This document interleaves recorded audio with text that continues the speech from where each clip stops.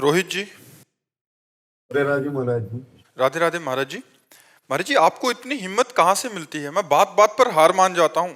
क्या कुछ समझ नहीं आता महाराज जी। माया के द्वारा जब कोई बहुत मार खा लेता है तो दो चार थप्पड़ उसको समझ में नहीं आते ना।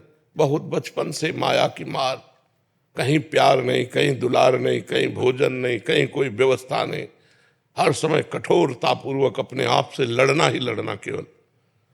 तो आज वो अभ्यास बन गया है। जैसे हमारे एक चाटा मारो यहाँ तो लग जाएगा, और पहलवान के मारो तो उसको कुछ फर्क नहीं पड़े, क्योंकि हजारों चाटे वहीं पा चुका है। वो कुश्ती सीखते समय हजारों चाटे यही पाया है, तो उसका अभ्यास बन गया है। तो हमारा अभ्यास बन गया दुख सहने का, हमारा अभ्यास बन गया दुख को सुख मानकर गले लगाने का। हर विपत्ति, हर प्रतिकूलता, हर दुख को अपना यार मानकर उसे सह जाना।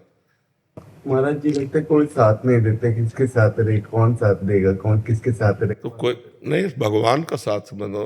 संसार का कोई साथी होता है क्या? पास बैठे हो तो भी साथी नहीं। हमारे यहाँ पीड़ा शुरू हो जाए तो ये क्या कर लेंगे? यहाँ की पीड़ा को तो हरि ही जानते हैं ना, वो यहीं विराजमान हृदय में। तो वो अपना आनंद देने लगेंगे। पीड़ा एक तरफ है, आनंद एक तरफ है। तो हम आनंद वाले हैं तो भगवान के आनंद में डूब गए, तो पीड़ा अपने आप कट गई। पीड़ा का समय निकल गया, और जैसे बेहोश का इंजेक्शन लगा दो, फिर चीरा लगाओ तो दर्द नहीं होगा ना। ऐसे ही आनंद स्वरूप भगवान में जब चित्त है तो ये सब प्रपंच के दुख झेलते हुए आराम से पार हो जाते हैं। इसलिए कहते हैं अध्यात्म के बिना जीवन मृत जीवन, अध्यात्म के बिना मृत जीवन, मरा जीवन है। अध्यात्म जीवन ही जीवन है, जिसमें ज्ञान का प्रकाश है, भक्ति का प्रकाश, वही जीवन है, और तो सब व्यर्थ जीवन है। बड़े भाग्यशाली हैं जिनको अध्यात्म में रुचि है, मनुष्य शरीर होकर जो भगवान के भजन में रुचि कर रहे हैं, बड़े भाग्यशाली हैं।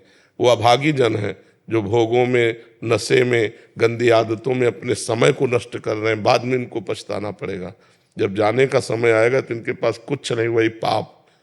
फिर अन्य योनियों में, सुअर, कुत्ता, नाना प्रकार की योनियों में जाना पड़ेगा। अभी आप भजन करके देवता बन सकते हो, भगवान के स्वरूप बन सकते हो, भगवत पार्षद बन सकते हो। गीध देह तज धरि हरि रूपा, भजन के बल से अपने इस देह का त्याग करके हरि पार्षद बन सकते हो। तो ऐसे आचरण करो कि अगर भगवान न मिले तो कम से कम फिर हमें मनुष्य जन्म मिले, हम अच्छे आचरण वाले राष्ट्रभक्त, भगवत भक्त जीवन व्यतीत करें। कोई यहाँ मित्र नहीं है, कोई यहाँ साथ है, सब अपने स्वार्थ का मित्र है। एक स्वार्थ रहित अगर कोई प्रेम करने वाला है तो भगवान है, भगवान के प्रेमी जन है, दूसरा कोई नहीं। जग में उपकार करने वाले स्वार्थ रहित दो ही हैं, भगवान और भगवान के भक्त। स्वार्थ रहित जग जुग उपकारी, तुम तुम्हारे सेवक असुरारी। जी, इसी में प्रश्न है, अगर ये मन जैसे हमारा इतना गंदा है तो इसको फिर भगवान जो हमें सजा देंगे इस चीज की? अगर मन, भगवान तो देख रहे हैं हमारा मन ऐसा है हाँ, अंदर से, तो फिर भगवान सजा नहीं देंगे। आप जो कर्म करें उसका फल देंगे। आप गंदा कर्म करोगे तो गंदा फल देंगे। जो गंदा होता है मन में, मानसिक पाप, उसका नहीं है, उसका कोई फल नहीं। उसका कोई कलिकर एक पुनीत प्रतापा, मानस पुण्य होए और नहीं पापा। अगर मानसिक हमारी गंदा चिंतन हो रहा है तो उसका कोई फल नहीं है कि आपको दंड मिलेगा, नहीं यहाँ ना वहां। लेकिन बात यह है कि चिंतन करते करते क्रिया कर बैठेंगे, केवल चिंतने में नहीं रुकेंगे। जी, मन अंदर से कुछ भी सोच लेता है, जो नहीं सोचना है उसकी तरफ ही सोचता है। हाँ, इसीलिए तो हमें नाम जप करना है। हमें डर लगता है कि अब इसका, सुनो, इसीलिए हमें नाम जप करना है कि उसकी सोच में नाम डाल देना। अब वो जैसे सोच रहा है गंदा, अब उसे सोचने मत दो, राधा राधा राधा। अब वो बार बार कहेगा चुप रहो। हम जो आपको प्लानिंग बता रहे हैं, जो हम आपके सामने मनोरथ रख रहे हैं, उसको आप समझिए। आपको नहीं समझना है। बेईमान, तू गंदी गंदी बातें करे, राधा राधा राधा। वो धीरे धीरे धीरे धीरे अपना प्रयास कम करता जाएगा और वो आपके अधीन होता जाएगा। इसीलिए कहते हैं नाम जप करो।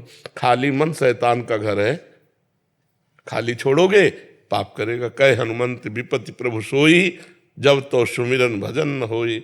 अगर भगवान का भजन सुमिरन नहीं हो रहा तो मन विपत्ति में फंसा देगा। कोई न कोई संकल्प, कोई न कोई विकल्प करके हमको भोगों की तरफ आकर्षित करेगा।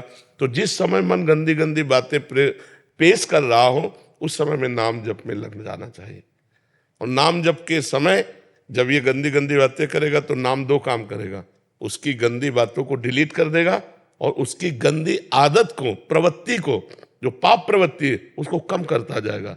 जितना नाम जप करते जाओगे तो पाप का नाश और पाप प्रवृत्ति का नाश, जहां से पाप उठते हैं फिर मन निर्मल हो जाएगा। और नाम जप करते करते जब मन निर्मल हो जाएगा तो भगवान का दर्शन हो जाएगा। निर्मल जन मन सो मोहि पावा, वो भगवान को प्राप्त।